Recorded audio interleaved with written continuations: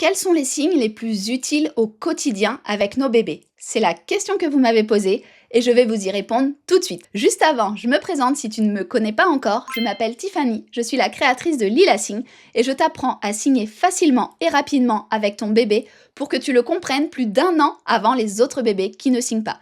C'est-à-dire que tu vas pouvoir comprendre ton bébé vers ses 9 mois alors que la grande majorité des bébés sont compris bien plus tard, malheureusement, parce qu'ils ne signent pas et qu'ils vont parler que vers 2 ans, 2 ans et demi, ou même plus parfois. Donc pour gagner plus d'1 an de communication avec ton bébé, il est super de signer et c'est ce que je t'apprends aujourd'hui. C'est parti pour la question du jour. Quels sont les signes les plus utiles au quotidien? Je vais te donner les signes qui correspondent à peu près à tous les âges, parce que en fonction de l'âge de ton bébé, s'il a 4 mois, s'il a 15 mois ou s'il a 20 mois, je vais pas te répondre forcément la même chose. Déjà, à partir de 18 mois, je te conseille vraiment de mettre en place les signes des émotions. La peur, la colère, la frustration. Être content aussi, parce que c'est important qu'ils puissent te le dire facilement grâce aux signes. Les signes des sentiments, à partir de 18 mois, ça devient une priorité. Avant 18 mois, ça va pas du tout être ça. Donc là, je vais te répondre avec les signes qui correspondent à tous les bébés avant et après 18 mois. Donc les émotions, n'oublie pas s'il a plus de 18 mois. Et pour les autres, je te les montre maintenant. Les plus importants pour moi, c'est de pouvoir répondre à ses besoins, aux besoins qu'il a quand il est tout petit et aux besoins qui peuvent générer des pleurs, de la frustration, de ne pas être bien. Pourquoi un bébé ne peut ne pas être bien? Première raison,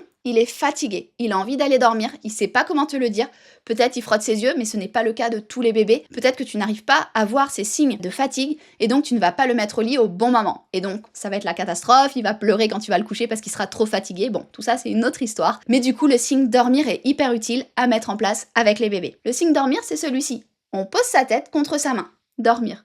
Ou alors on peut le faire avec les 2 mains. Moi, je te conseille de faire avec une main. Pourquoi? Tout simplement parce que souvent, tu as ton bébé dans les bras. Et donc, tu peux lui signer quand il te regarde en même temps avec une seule main. Mais si tu veux faire celui avec 2 mains, il y en a 2 qui existent, donc tu choisis celui que tu veux. En tout cas, fais tout le temps le même avec ton bébé pour pas le perdre. Donc, dormir. Le deuxième signe, on va répondre à un autre besoin qui peut amener de la frustration, de la douleur, des pleurs à ton bébé, c'est changer la couche.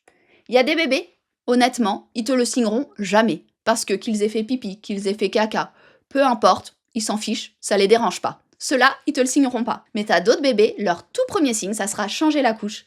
Parce que vraiment, lorsqu'ils ont fait un pipi, ils ont direct envie que tu les changes. Ou lorsqu'ils ont fait un caca, mais pareil, ils ont envie que tu les changes direct, ils sont pas bien, ils sont pas confortables, il y en a, ils ont mal aux fesses, etc. Donc, changer la couche. Comme tu sais pas si ton bébé, c'est quelque chose qui va avoir besoin, à sa naissance, on le sait pas encore, je te conseille de le mettre en place, tu testes, si tu vois que ça l'intéresse pas, tu pourras l'enlever plus tard. Donc, changer la couche, on prend les 2 mains en point, poignet contre poignet, et on pivote. On change, on pivote. Changer la couche. Changer la couche. Donc ça, c'était le deuxième signe. Le troisième signe, pour répondre encore à un besoin de bébé, eh bien, ça peut être téter. On va prendre avec tous les doigts et on va aspirer le sein. Téter. Tout simplement parce que ton bébé pourra te demander à téter autrement qu'en pleurant. Si tu l'as contre toi, c'est facile de savoir quand il veut téter, mais s'il est avec quelqu'un d'autre, ça va être beaucoup plus compliqué. Donc téter à introduire dès le départ, au cas où il a faim. Si ton bébé prend un biberon, eh bien c'est exactement pareil. Introduis le signe biberon pour qu'il puisse te dire quand il a faim, quand il a besoin de son biberon. Pour le signe biberon, tu imagines ton bébé ici, la position quand tu lui donnes le biberon, il a sa tête ici, hop, il est contre toi. Et avec ton pouce, tu vas vers son visage, imaginaire, lui donner le biberon. Le signe biberon. Biberon. Donc ça, c'était le 4e signe. Et je vais te donner un 5e signe qui répond à un besoin de bébé. Je vais même t'en donner 6. Manger et eau. Eau. Alors moi, je fais le signe eau plutôt que le signe boire.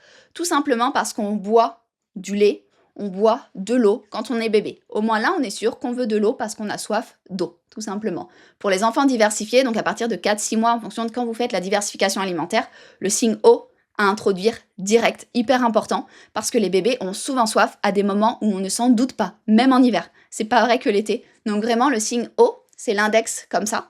Vos bébés, au départ, ils vont faire un truc comme ça. Voire peut-être même, pour ceux qui signent tôt, quelque chose comme ça. Ils vont secouer la main comme ça, genre, hey! Ça veut dire qu'ils ont soif. Après, rapidement, ils feront alors soit ça, soit comme ça. Bon. Vous verrez, vous allez identifier assez rapidement quand il y a une seule main qui se balade et qui fait que de bouger dans tous les sens. Souvent, c'est le signe O au départ. Et ensuite, plus ils grandissent, plus la motricité fine leur permet de faire le bon signe. Vous continuez tout le temps à faire le bon signe. Donc, oh, vous faites comme ça. Même si votre bébé, il fait ça, il dit un peu au revoir ou au revoir comme ça, vous faites pas pareil, parce que sinon, on va tout confondre. Quand il dira au revoir, on croira qu'il veut de l'eau, enfin, ça n'ira pas. Donc, on continue avec O. O. Et le dernier à mettre en place à tous les âges, hyper important, c'est manger. Le bec de canard, hop, au niveau de la bouche, 2 fois, manger.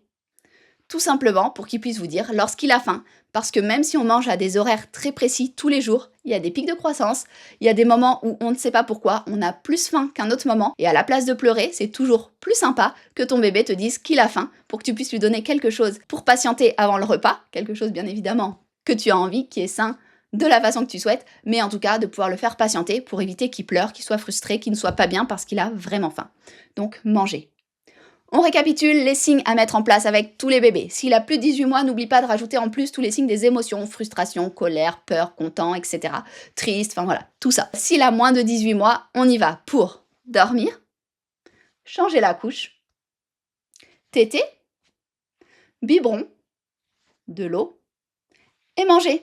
C'est les signes que je te conseille vraiment à mettre en place au tout départ. Et tu peux télécharger ici ces signes-là pour pouvoir t'en rappeler plus facilement grâce à mon affiche gratuite et tu as d'autres ressources offertes juste ici. Je te souhaite une très belle aventure signée avec ton bébé ou si tu es professionnel de la petite enfance avec tous les bébés que tu croises, vraiment je te souhaite que ce lien magique se crée avec tous les bébés. À très vite!